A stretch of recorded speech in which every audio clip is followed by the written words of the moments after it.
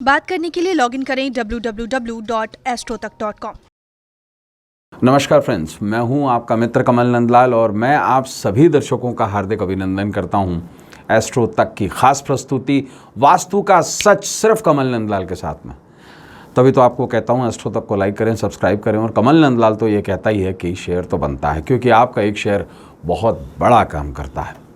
किसी के जीवन से दुख, दुर्भाग्य और दरिद्रता को मिटाकर सुख, समृद्धि और सौभाग्य लेकर आता है। इतना बड़ा काम करता है, इतना बड़ा पुण्य करता है आपका शेयर, इसलिए शेयर तो ज़रूर करें।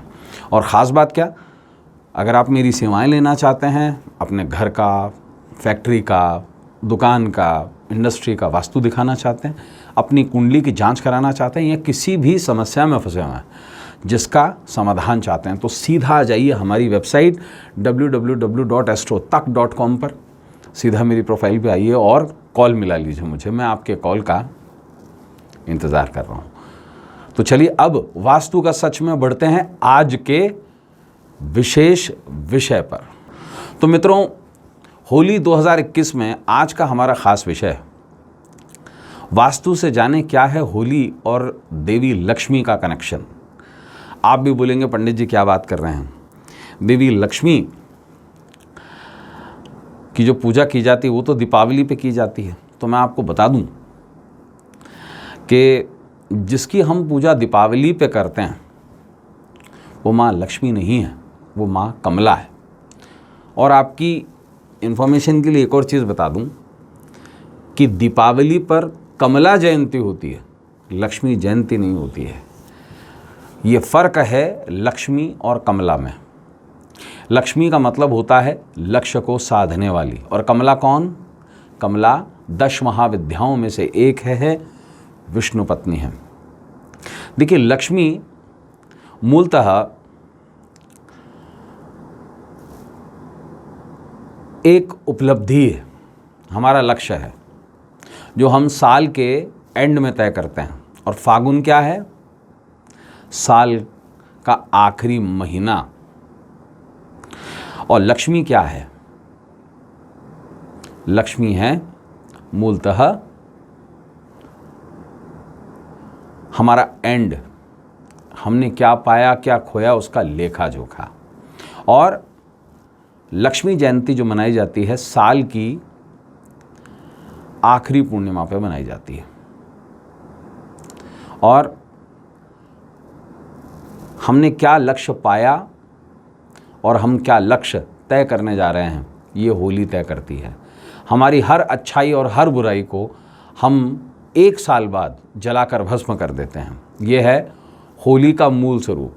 अब इसके लिए कौन सा शास्त्र कहता है, क्या इसके लिए शास्त्र इन्वॉल्व हैं? देखिए, अलग अलग शास्त्रों में अलग अलग व्याख्यान दिया गया है। और मैं आपको बता दूं, देवी लक्ष्मी की जो उत्पत्ति हुई थी, कमला की नहीं, देवी लक्ष्मी की जो उत्पत्ति हुई थी वो मूलतः समुद्र मंथन से हुई थी। और मूलतः लक्ष्मी के 8 स्वरूप हुलाष्टक में पूजे जाते हैं। और ये जो हुलाष्टक हैं ये मूलतः लक्ष्मी के 8 स्वरूपों का वर्णन है। हुलाष्टक कब से शुरू हो रहे हैं ये भी आपको बता देता हूँ। हुलाष्टक होली के 8 दिन पहले से शुरू हो जाते हैं। ये शुरू हो रहे हैं रविवार के दिन। जी हाँ, रविवार के दिन तारीख होगी 21 मार्च। 21, 22, 23, 24, 25, 26, 27 और 28वें पे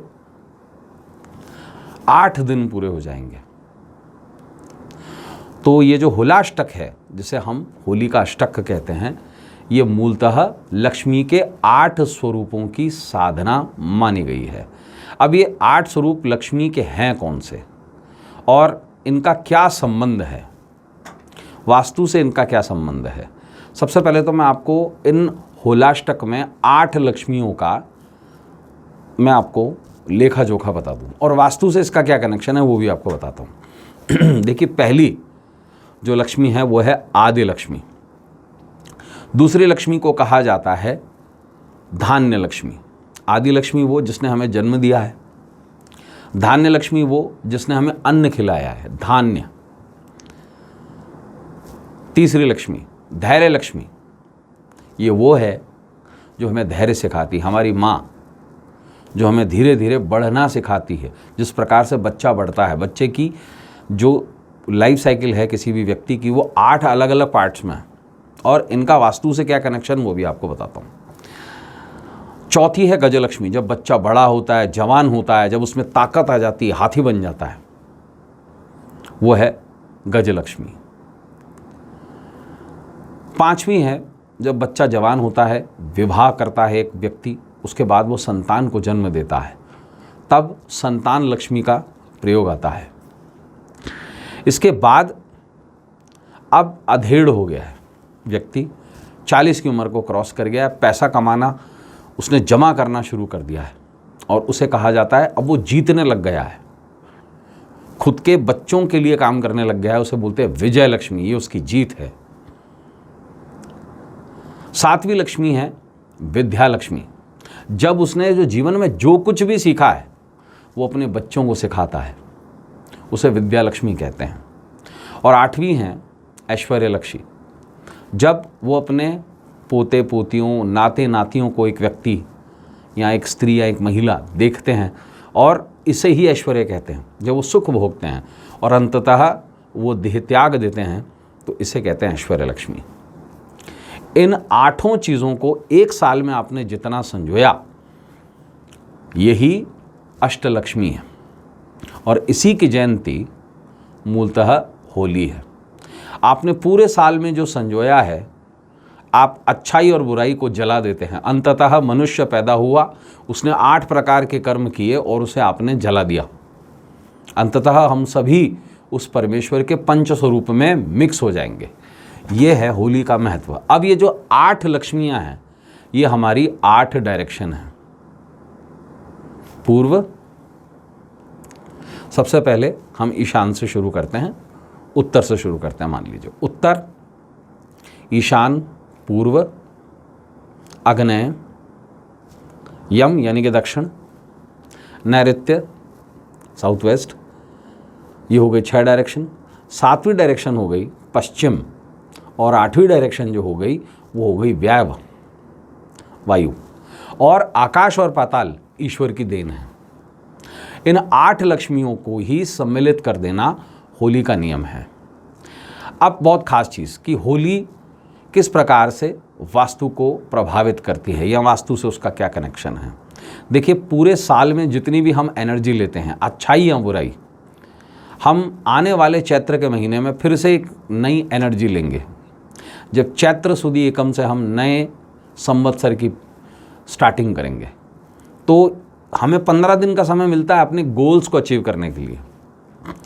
लक्ष्मी का मतलब ही है लक्ष्य को साधना और हमारी डायरेक्शंस। होली से लेकर आगे वाले 15 दिन वो प्लानिंग के दिन होते हैं।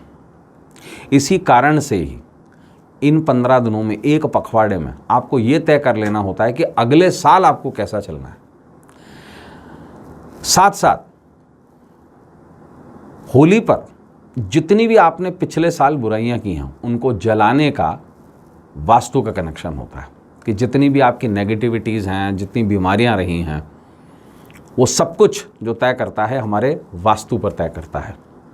आने वाले एपिसोड्स में हम आपको बहुत सारी चीज़ें बताने वाले हैं होली 2021 स्पेशल में। इसके अगले एपिसोड में हम आपको बताएंगे वास्तु अनुसार जाने होली का दहन में छुपा है आपकी सेहत का राज। क्या आप ये जानते हैं? हम और भी आपको बताएंगे कि वास्तु अनुसार जाने किस लकड़ी से होली का दहन किया जाए और किससे की जाए परहेज। इसके अलावा हम आपको ये बताएंगे कि क्या घर में होली का दहन पूजन करना चाहिए या लोग गलती कर रहे हैं। और वास्तु अनुसार अगले एपिसोड्स में आपको ये भी बताएंगे कि किस दिशा में होली का दहन किया जाता है, उसका क्या संबंध है। और खास बात क्या, वास्तु के अनुसार आपको आने वाले दिनों में ऐसे टिप्स भी देने कि वास्तु के अनुसार होली का दहन वाले दिन आप लक्ष्मी को अपने वश में कैसे कर सकते हैं। इसके साथ साथ हम आपको ये भी बताएंगे कि होली का दहन की अग्नि का क्या वास्तु टिप है, उस आग को जो होली में जल रही है उसका आप कैसे प्रयोग करेंगे। बहुत सारी जानकारी देंगे आपको। जो कंडों की मालाएं होती हैं उनको निश्चित तरीके से जलाया जाता है, उसका क्या कनेक्शन है, और ये भी बताएंगे कि रंगोली किस दिशा में खेली जाए। और बहुत सारे आपको टिप्स भी बताएंगे कमल नंदलाल के महा उपाय प्रोग्राम में, वास्तु के अलावा। और बहुत ही खास आपकी होली 2021 को हम मनाने जा रहे हैं। तो मित्रों, आज के लिए बस इतना ही। कल आपसे फिर मुलाकात होगी वास्तु का सच में, जहां वास्तु के माध्यम से करेंगे हम आपकी समस्या का समाधान और आपको वास्तु के सच के माध्यम से बताएंगे शास्त्र अनुसार वास्तु किस प्रकार से आपके जीवन में तथास्तु बन जाता है। इजाज़त दीजिए, लेकिन जाने से पहले ज़रूर कहूँगा कि आपको एस्ट्रो तक को लाइक करें, सब्सक्राइब करें और शेयर ज़रूर करें, पुण्य ज़रूर कमाएं। और ख़ास बात क्या, मेरी सेवाएं लेने के लिए सीधा आ जाइए हमारी वेबसाइट www.astrotak.com पर। सीधा मुझे मेरे प्रोफाइल पे जाके कॉल मिला लीजिए, मैं आपके कॉल का इंतज़ार कर रहा हूँ। इजाज़त दीजिए, नमस्कार, नमः शिवाय।